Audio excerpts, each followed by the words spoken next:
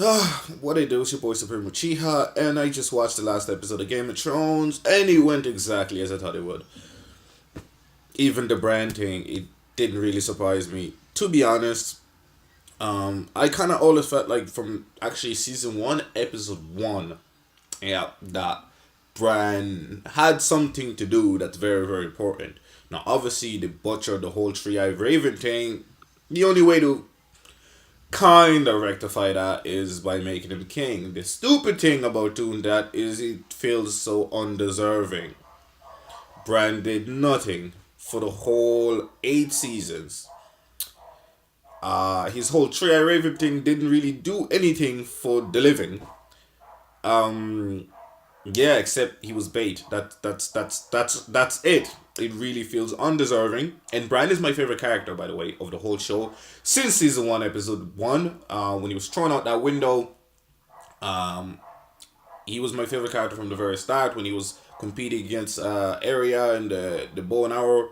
So I always wanted them to succeed. I always wanted them to win, and it should be something that makes me go, yes, finally. But it really, really feels undeserved. Obviously, Jon Snow deserves it the most. Heck, Sansa deserves it more than freaking Bran Stark, and I do not like Sansa. Never liked Sansa. Never really cared for Sansa. Um, yeah, it's just a bit strange, really. It's just a disappointment. That's really all I can say. Look, considering how bad the rest of the season was, I don't think this episode was quite as bad as the rest of the season. In fact, it would have been really, really no, it would have been a great episode. This is how this would have been a great episode. Keeping everything the same, this is how it would have been a great episode.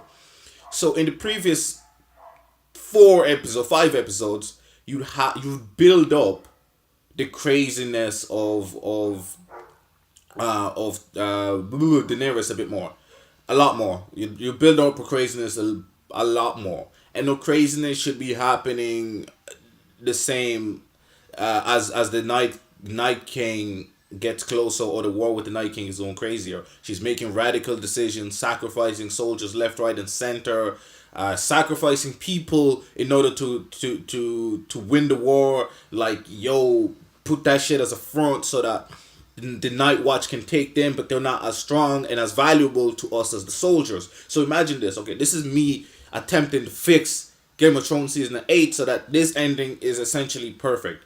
Okay, so episode 1 and 2, the Night Watch, the Night Kings are getting closer to devastating town after town after town before reaching the north, let's say, right? Before reaching the north. So the devastating little towns or whatever, and you know, Daenerys makes the choice that people have to fake live there so that the Night King believes that they're making a bigger progress than they are.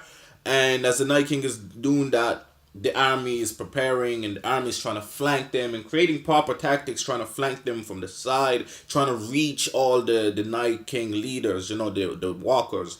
And yeah, and essentially that's what happens until if somehow the Night King still manages to reach the North stronghold and attacks, and the attack is going, is going. The Night King's army is getting bigger and bigger, and I'm gonna try not to change any major decisions that D&D made, but in terms of like who killed who and all that stuff. So boom, after they reach there and they're attacking, and obviously, Daenerys has the dragon, so she goes up on the dragon and she's fighting one of the Night King's leaders, right? The guy with the sword thingy. Oh, was that Night King? I can't even remember. But one of those niggas, right? With the dragon. She takes it down and loses a dragon in the process.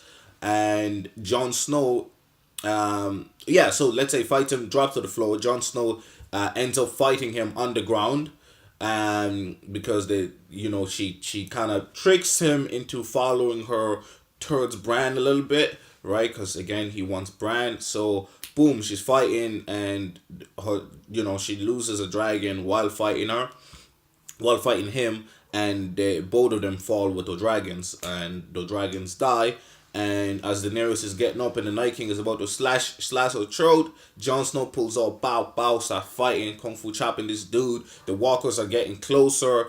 And Bran is nearby with Theon Greyjoy keeping some of the loose walkers away from him. And then as the fight continues with Jon Snow and the Night King, the walkers get way closer, way closer, way closer.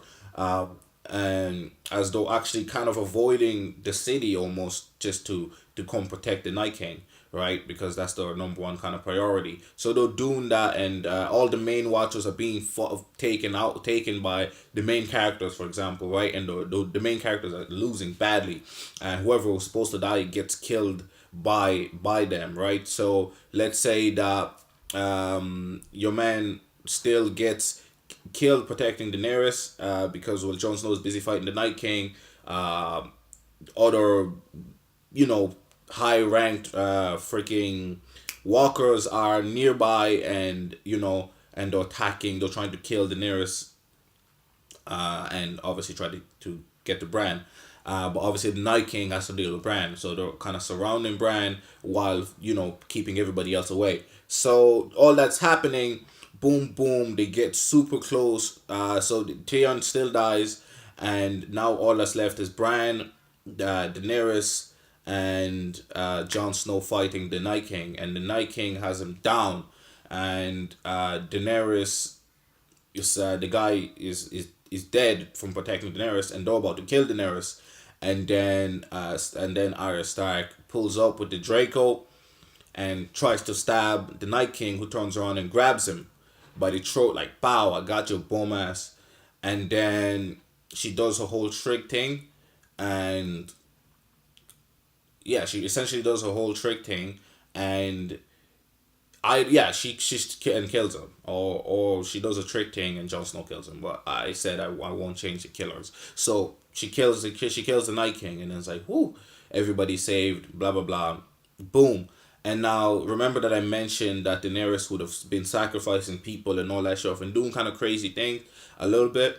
And this spans for, let's say, 2 episodes, right? And then they're going to King's Landing, and Jon Snow has been questioning her, and they've been arguing already throughout the whole fight. But obviously they needed to defeat the dead. That was the most important thing.